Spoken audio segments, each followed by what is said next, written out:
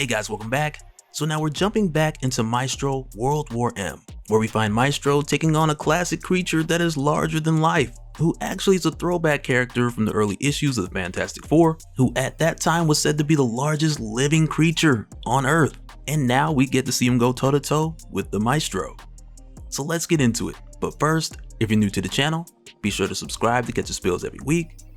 And don't forget to hit that bell up top so we can squat up in the comments for the first hour.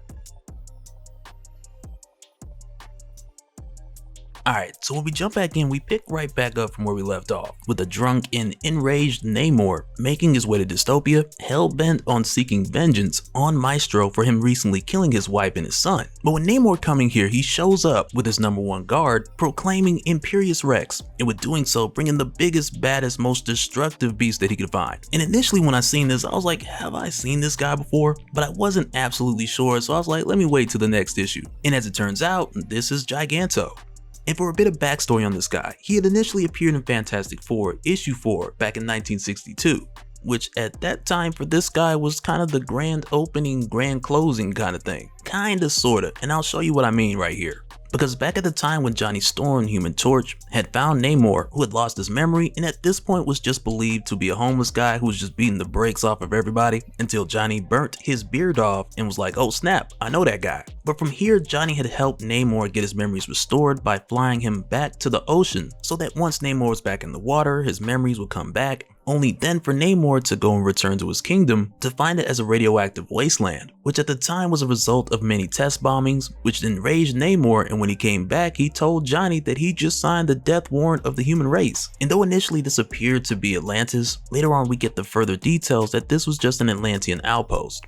But this is what then led Namor to getting the trumpet horn to awaken Giganto so that he can execute Namor's vengeance on the surface world. But this madness was then brought to a stop when Ben Grimm strapped a nuclear bomb to his back and he just marched right into Giganto's mouth, down into his stomach, and he set that thing off, which at that time had seemingly killed Giganto. But even then, this was one of those things to where like 30 years later or 32 years later, we'd seen Giganto return, with Namor not even sure of how Giganto came back or even who had summoned him initially. So this is one of those things to where like, yeah, it makes sense for Giganto to come back this far into the future because he's done it before. But even in the past, Giganto used to have more of the whale-like shape, more than anything. But for whatever reason, this time around, this guy's come back and he's shredded. Like he's been hitting that P90X at the bottom of the ocean.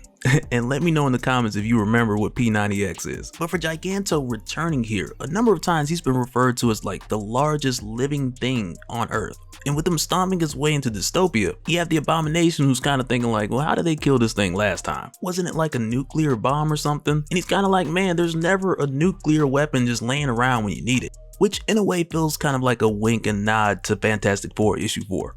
But again, with Giganto stomping through Dystopia and shaking the ground like crazy, this is even felt over at Janice, Rick, and Decord's new location. And of course, Janice and Decord, they're like, what's going on? What was that? What is happening?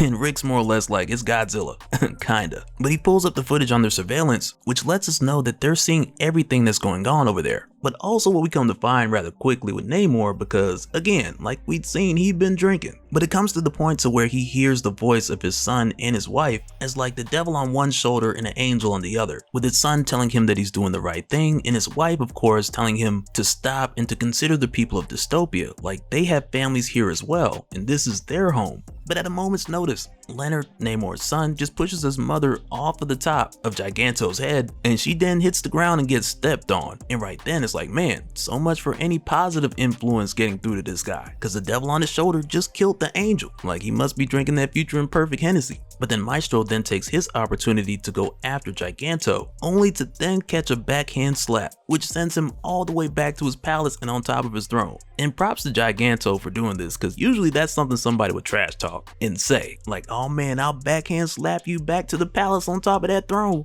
And since Giganto can't talk, he just did it. But then it's from here where we jump back over to Latveria for one of the purest Doctor Doom moments throughout the course of this series. because it's here when Winston goes to wake Doom up to fill him in on what's going on right now in Dystopia with Giganto, to where initially Doom is just like, okay, the world is kind of over, like what possibly could not wait. But then it's here where Winston shows Doom what's going on, with Namor jumping the gun and destroying Dystopia, which of course Doom doesn't want because he wants to take over Dystopia, and it won't do him much good if Dystopia is just completely wasted. But with seeing this, Doom was like, quickly, Winston, take me to the transmat beam, which right away then explodes, which has Doom like, what was that? And Winston just like, oh, that was an explosion. I suspect Mr. Blonsky found the armament room and took an explosive from there and left it to detonate in the transmat room. To where then Doom is like, why? And Winston's like, oh, so we can't follow him. And when Doom asks Winston, follow him where? And Winston's like, oh, he had me transmat him to Dystopia. And right there, Doom is like, why did you do that?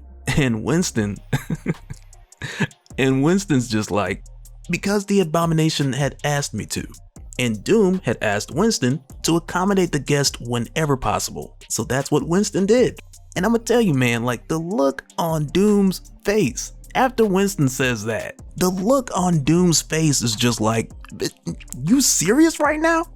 And I'm sure you guys already know, that's the last we're ever gonna see of Winston. But when that happens, Jim Hammond comes flying in like, Doom, there's multiple explosions, we're under attack. But Doom lets him know that the second one, it was more so the sound of Winston being relieved of his position, pretty much. But even in this moment with Doom having all this going on, he tells Jim that they have to repair the transmat, and Jim's kind of like, wait, the transmat's broken? And Doom's like, no, it was blown up. And when Jim is like, by who? Doom corrects him and says, whom?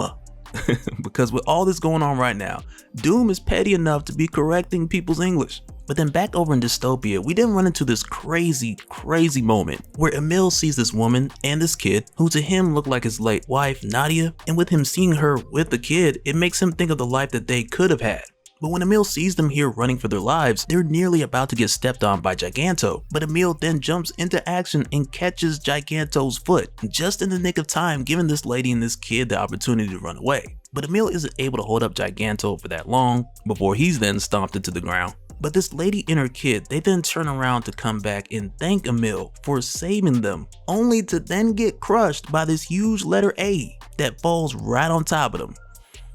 Cold world. But with this happening, what it does now for Emil, like this has him pissed at Namor for acting reckless and bringing this monster over to Dystopia, with Namor being blinded by his lust for vengeance. Because for Namor, all he wants in this moment is to kill Maestro, and he doesn't care about any kind of collateral damage that'll come along the way. And we see this even the more when Maestro comes for him and he tells him, you're about to get Imperius wrecked. But of course, Maestro doesn't connect when he's caught by Giganto. But even when Maestro starts to squeeze his way out, Namor's just like, take your best shot, because it likely won't penetrate his skin, but if it does, he'll be reunited with his family. And with hearing this Maestro, he doesn't even chance it. But he does make this spear throw count, because it's right then where he throws this spear right through the eye of Giganto, which from there just sends Namor falling back, with the poor big fella just losing it. But here's the thing, because as Namor's falling back, the Abomination, he had been making his way up Giganto, getting ready to go for the kill shot on Namor. But as Namor is falling back, Doom, he pulls Namor back to Latveria. But remember, for the Abomination, on this trip to Dystopia, he had went from not caring and not wanting to fight Maestro, to then briefly finding a reason to care, and seconds later it was gone. But also I want to just take a second and talk about the whole idea of the Abomination going after Namor. Because as it stands with this series, we are talking about the future in perfect timeline. And according to the story, Namor, he didn't know the Abomination, and the Abomination, he had only heard of Namor. But even with that being the case, just as a reference, I want to go back to Namor issue 59, which came out in the mid-90s, I want to say 95, but at that time we did get the Abomination versus Namor. And in that issue, though there wasn't like a definitive winner per se between the two, it did make it pretty clear how a fight between the two of them would pan out. Because when they were like a couple 100 feet underwater or on land, the Abomination, he was just wrecking Namor. And Namor was taking that beating. But even with that being the case for the majority of the fight, when the Abomination tossed Namor out the water and came out right after him, only for Namor then to take the Abomination 15,000 feet back in the water into the deep, to where at that depth for the Abomination, he just couldn't hang, which at the time showed us that sure, the Abomination, he is stronger, even for Namor in water. But there's a certain depth within the trenches and even at the bottom of the ocean, to where Namor would just win against most. But jumping back to World War M, over in Latveria where Doom had just pulled Namor, Namor of course wasn't happy about it, so he got up in Doom's face and Doom tried to shock him, but that didn't go too well because this is Namor. And this guy has been swimming with electric eels for years, like come on. And as far as the situation with Giganto and Dystopia, Giganto had then just taken off because for one, he only got one good eye, but also no one's there playing the trumpet horn, which is like the one thing that Giganto would follow. But when Giganto makes his retreat and gets back into the water, Maestro finds Blonsky hanging around on top, hoping to eventually drown. But with Maestro being the person he is, he saves the people who want to die, and he kills the people who want to live. And for that reason, he drags Blonsky out, saving his life on the spot. And it's here where Maestro convinces Blonsky that what he needs to do is help Maestro make Namor pay for what he did to Dystopia, with all the destruction and the lives lost. And it's here where the Abomination is like, well, what do you want me to do? Produce a comm device that I could use to transport myself back to Latveria and let you hitch a ride? And it's here where Maestro's like, well, yeah, something exactly like that. And it's right there where the Abomination just holds one up, because the good deeds of Winston yet live on. And so now real quick, I want to give a special shout out to all the patrons. Thank you guys for all of your support. And for anyone who's new here who wants more information on how to support the channel, I got a link below so we can go to patreon.com/dopespill. But that'll do it for this one, guys. Let me know your thoughts down in the comments below, and we'll do it again on the next one. Alright, later.